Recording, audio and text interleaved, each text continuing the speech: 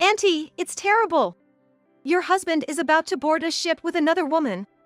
You must stop him immediately. Don't let him get on that ship, or something awful will happen. I received a sudden call from Emily. Curious about what it was, I answered and heard her speak in a panicked tone. I couldn't understand what was going on at first, but after a moment, I remembered Emily's mysterious ability. As soon as the call ended, I immediately messaged my husband, Mark.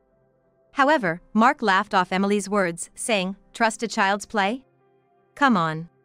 He didn't take her seriously. If Mark was going to react that way, I decided to leave it be. But with another woman? What I had heard was that he was going on a business trip. Then why would he need to go with another woman? Questions and doubts began to cloud my mind. Could this be an affair? If that's the case, I can't forgive him.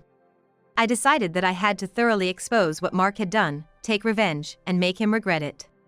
With that in mind, I decided to take action. My name is Linda Smith, a housewife in my 40s. I live with my husband, Mark. Our marriage isn't perfect, but we have a reasonably good life and Mark works a decent job, ending each day as such. That's how I spent my days. Mark, due to his work, is often away from home. Apparently, a new employee had recently joined, and Mark was spending a lot of time training him. As the person responsible for the training, Mark had to juggle his regular duties too, which meant his workdays became longer, and he often wouldn't return home until midnight. Of course, this left no time for us as a couple. If this continued for a long time, it was only natural that our relationship would suffer. One day, I saw Mark relaxing in the living room, apparently having a day off. Thinking it was a good opportunity, I decided to make some time for us as a couple. Mark, do you have the day off today? Why don't we have some snacks together? I have some delicious treats someone gave me. I said, intending it to be a small act of kindness. I always appreciated how hard he worked for our family and our life together, so I thought it might be a nice break for him. But the response I got from Mark was unexpected. Huh? What's the point of doing that? I'm tired from working every day, and now I have to spend my day off for you too? Can't I just relax in the living room without being bothered? I didn't mean it like that. I just thought it would be nice for you to relax more, so I called out. If it was unnecessary, I'm sorry. To think I'd rather be working than spending time with you. From now on, even if you see me in the house, don't talk to me. It's nothing but a nuisance. Mark's words made me dizzy. Why did I have to be spoken to so harshly? All I did was try to be considerate of him. Sure, I might have been too meddlesome. But did that deserve such harsh words? If he had just said, "I'm not in the mood today, sorry," I would have backed off quietly. His unreasonable words made me angry. Was it necessary to speak so harshly? I just wanted you to relax a little. Have you thought about how I feel, being treated so dismissively? I appreciate you working hard every day to provide for us, but that doesn't mean you can treat me like this, I retorted, perhaps a bit too strongly. That was the beginning of a nightmare. Huh? Mark responded to my words with a voice filled with anger. Are you serious? Do you realize what you just said? You're challenging me, your husband? I work every day for you, bringing in money, and this is how you treat me? Do you think that attitude is acceptable? His words came at me like a machine gun, and I couldn't respond, falling silent. Mark took that as an opportunity to continue with even harsher words. I thought I had married you in vain. You weren't particularly attractive, not young, and even the housework was sloppy and not well done. Every time I came home, I had to sigh at the dusty rooms. As a housewife, it's pathetic not to be able to do even the basic chores. Don't you feel sorry for me, working like a horse every day for someone who's just a burden? I'm sorry, but... No buts. Just don't defy me anymore. You're a wife, and a failed one at that. If you defy me again, we're getting a divorce. With that, Mark stomped off to his room. I was initially speechless from the pain of his words. I was accused of being sloppy with the housework, but I never intended to be. I had tried my best with the daily chores. But achieving perfection in all household tasks every day is impossible, even for the most experienced housewife. And being told I lacked youth and cuteness was a huge shock. Sure, I'm in my 40s and not young anymore. But I had tried to be attractive in my own way. No matter how hard I tried, my efforts never seemed to reach Mark. That realization was shockingly painful. Maybe Mark no longer loved me. His words, calling me a burden, might truly reflect his thoughts, and his threat of divorce might be sincere. I didn't want a divorce. Because I still couldn't let go of my love for Mark. If possible, I wanted to continue as husband and wife. That was my wish, albeit a faint one. So, from that day on, I tried even harder to regain some youthfulness and to perfect my housework. My friends said I might be trying too hard, but I thought only this much effort might reach Mark. As I continued to put in the effort daily, I started to feel more fatigued. But I didn't stop. I wanted to be seen as attractive by Mark again, with all my heart. That was my motivation. Then one day, Mark told me he was going on a long business trip. He would be traveling to a distant place, and he planned to take a ferry there. Mark going on business trips was common, so I had become accustomed to preparing for them. As usual, I packed his suitcase and watched him leave for the port. Ideally, I would have liked to see him off at the port, but he had previously said he didn't want that during business trips, so I complied and just wished him well from home. I wondered if Mark had reached the port by now. About 30 minutes before the ferry was scheduled to depart, I finished my chores and decided to take a break. That's when I noticed a barrage of missed calls on my phone. Looking at the call history, it seemed to be from my brother's phone. Wondering what it could be, I called back. Soon, I heard my niece Emily's voice on the other end, sounding very anxious. "What's wrong, Emily?" I asked, feeling a sense of dread. Then Emily said something shocking that would change my fate. "Aunt Linda, it's terrible. Your husband Mark is boarding a boat with another woman. Stop him right now. He shouldn't get on that boat, or something awful will happen." Emily's voice sounded very urgent. Emily, though only 8 years old, possessed a mysterious power. It was as if she could see the future, accurately predicting events that would happen. Because of past experiences where Emily's predictions came true, both my brother and his wife and I believed in her special ability. This was another of Emily's future predictions. However, I had my doubts about one part. Another woman? Mark was supposed to be on a business trip on a ferry, so there shouldn't be any need for him to be with another woman. Why then was he with another woman? A horrible suspicion crossed my mind. But if this was true, I couldn't stay silent. I had to uncover the truth. "Thank you, Emily. Auntie will be fine," I said to her and hung up the phone.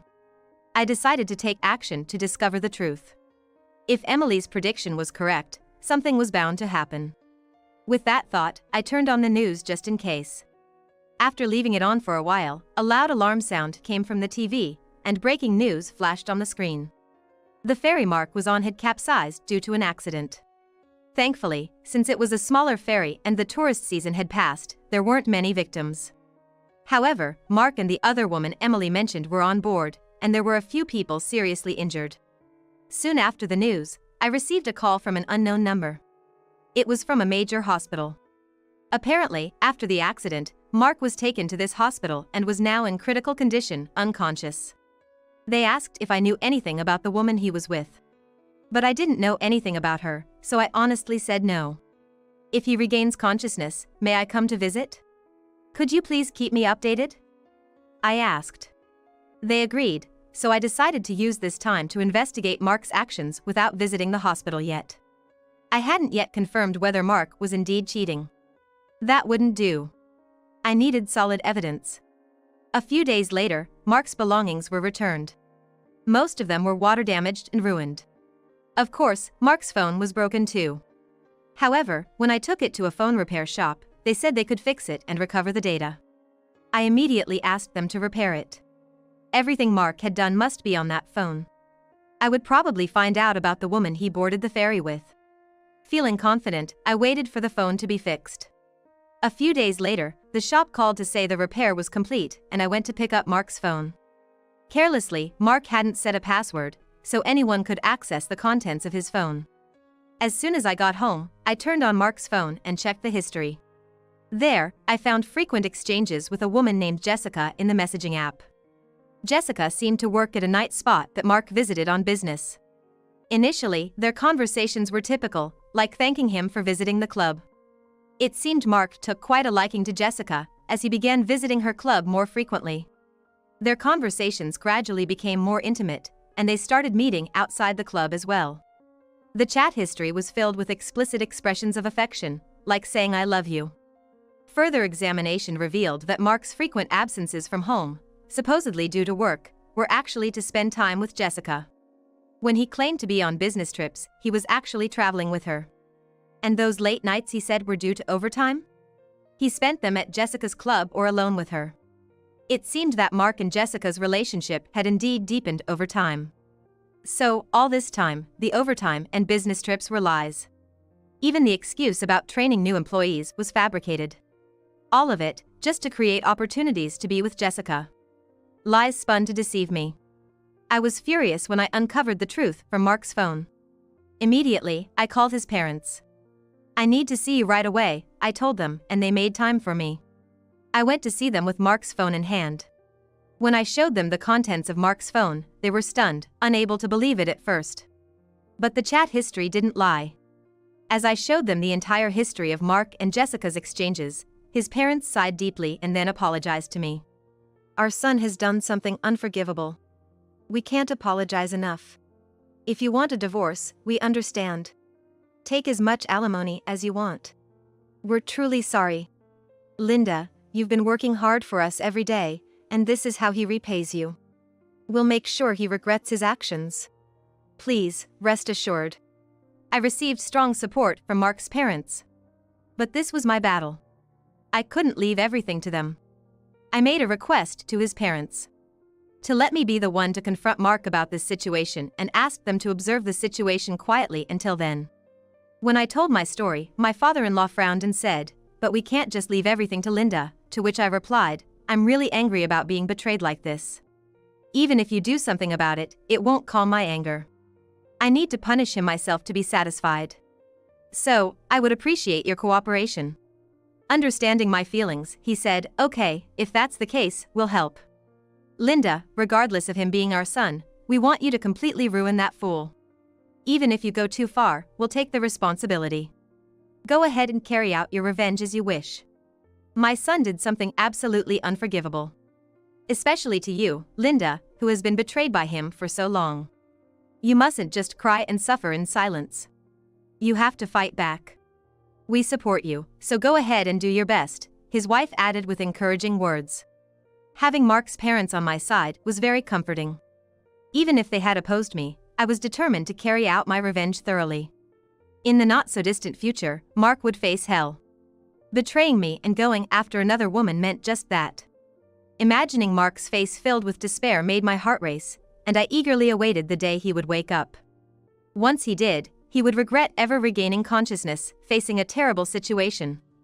Thinking about such a future made me so excited I couldn't sleep at night, almost like a child before a field trip.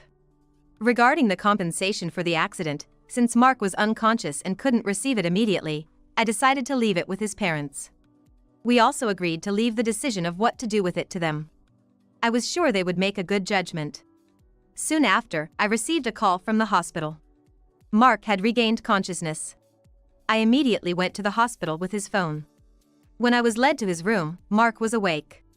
"How are you feeling?" I asked him. Noticing me, Mark, with a cheerful smile, said, "Terrible. I've missed work and I feel awful. But at least I'll get compensation." "Of course, you won't get a penny, right?" He seemed quite well. "By the way, you were on the ferry with a woman, weren't you?" I asked with a smile. But Mark remained silent, not responding. "Weren't you supposed to be traveling alone? Yet, you reserved with a woman. What's your relationship with her? How is she?" "She's fine. I heard she was discharged a few days ago." "That's good," Mark said, looking genuinely relieved. So, Jessica meant that much to him. But his reaction only irritated me more. Even at such a time, he was concerned about his affair partner. If he had that much mental leeway, he could surely recover from being brought to hell. So, anything I do will be okay. Even if I go too far, it will be okay. "Well, I actually know all about your affair. You were cheating, weren't you, Mark? Your phone was returned to me right after the accident, and it had all the data, including the history of your conversations with her. You were head over heels for her, weren't you?" "That is..." "I don't need any excuses, there's plenty of evidence. Besides, I can't trust any excuse you give now. Just admit it and apologize, and I might forgive you somewhat. What will you do? I had this naive thought that if he apologized now, maybe I wouldn't be too harsh and we could perhaps continue as a couple. After all, I still had a little bit of love left for Mark. No matter how cold our relationship had become over the years, my love for Mark had never completely faded. I genuinely cared about him. So, there was a part of me that wanted to give it another shot. If he apologized and showed remorse, I couldn't deny that I was somewhat lenient. However, Mark betrayed my words. He said, "I don't need forgiveness from someone like you. You can't live without me, can you? So, why do I need to apologize at all? Do you think it's okay to defy your husband? Shouldn't you be the one apologizing?"